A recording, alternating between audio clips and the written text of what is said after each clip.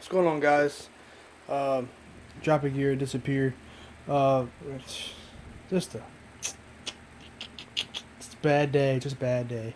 So this is the Raptor 250, as some of y'all may know now, and then. But this is I bought the new I bought all new plastics for it, the 2018, 2019 plastics for it. There's a new hood and the fronts. They're a little muddy. I went to Tomahawk the other day. Last Sunday, me and a couple buddies went up to Tomahawk. I came back out locked up. Yep, I came out locked up. The piston's fine. The cylinder's fine. It needs a head gasket. It is blown. So, no one really knew this before, but now y'all do. So, my coolant it goes from the motor, it goes into the motor, of course, but it's got a leak somewhere. One of the seals are probably busted or popped, and it's getting past that seal, and it's going into the trans, and it's turning all the wool to milky. But that wasn't the problem. But I went, look, you can kind of see the wool there. That's like milky shit. I don't got my light, but it's just milk. It's bad. Hold on, see if I can find the light. Yeah. Okay. So there's the oil. Here, I'll just stick my finger in it. You can see how milky gray it is. Hold on. It's not good, but that's not the cause of it blowing up. The cause of it blowing up was the not correct mixture of fuel, and it threw the rod bearing, and the rod bearing's gone. It's down in the case and in the crank, and so now I gotta split the cases. And the piston's completely fine. It has movement now, not the greatest, but it has some movement. See, that's all the farther it'll go, though.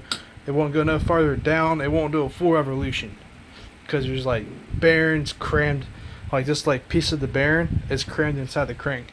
So, okay, so I got to the top, one of the tabletops. There was nobody on the track. It was just me and my couple of buddies. We basically had it to ourselves for a little bit because it was closing time, and the owner let us stay after because my buddy's good in with the owner. I think my buddy did some racing there, and that's why. But so we stayed there till we stayed after 5. That's closing time. We were there for I was on the track for about 30 minutes. Now, mind yourself, I was out riding other portions of the day.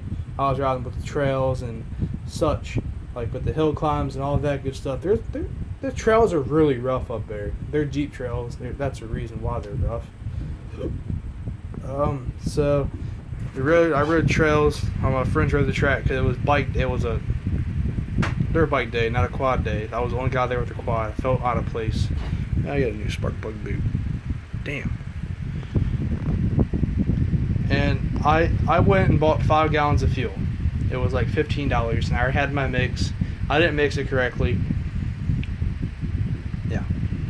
Supposed to use a 2.5 ounces of oil to 40 to 1 into the gas. I only did it one time. I was supposed to do it twice. If I would have done it twice, I wouldn't be making this video. But I didn't do it twice. That's why I'm here making this video. So I found a crank for this motor. It's $187. I may buy it. I don't know yet. Might set up a little bit more because I bought some other things, but that's okay. This can wait. This isn't priority. This is just a fun thing to do. When I have free time, I go ride. But yeah, it just kind of sucks. Through the crank bearing, man. I'm also gonna put the new seals in. End up putting new seals in, and maybe a bigger water impeller because it's not flowing fast enough and hard enough. I think it also overheated at a point. Okay, so I stopped back to when I stopped on the track. I was fatigued.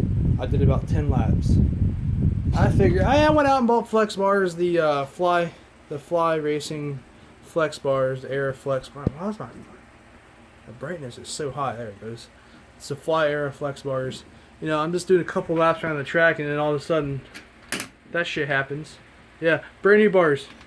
The bolt falls out. Figure, you know, Fly would tighten their shit up. Nope.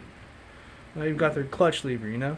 Like, I went out and I also got the V-Force 3 reeds for it. I just bought brand new reeds, you know? That was my first time with the new reeds on the track. Can't really see them.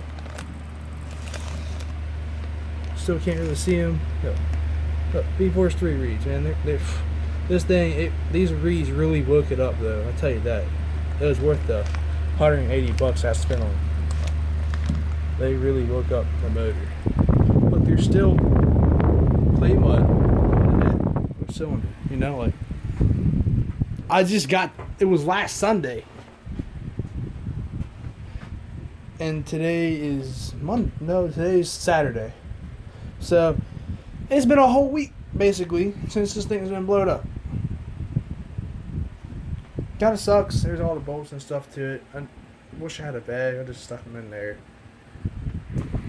So the oil's been draining for about 4 or 5 days now. With the strip drying, because there's so much. It just turned so slimy and nasty. I'm letting it just drip out. And it's just dripping out into the wood. I don't really care about this wood. It's just junk plywood I had laying around. So maybe next video will be splitting the cases and taking apart the crank, taking the crank out and putting the new rod on. Hopefully, I'll probably end up ordering the rod tonight. I have enough money to do it right now, but I don't have enough money to have it shipped off and pressed in and all that special bull crap.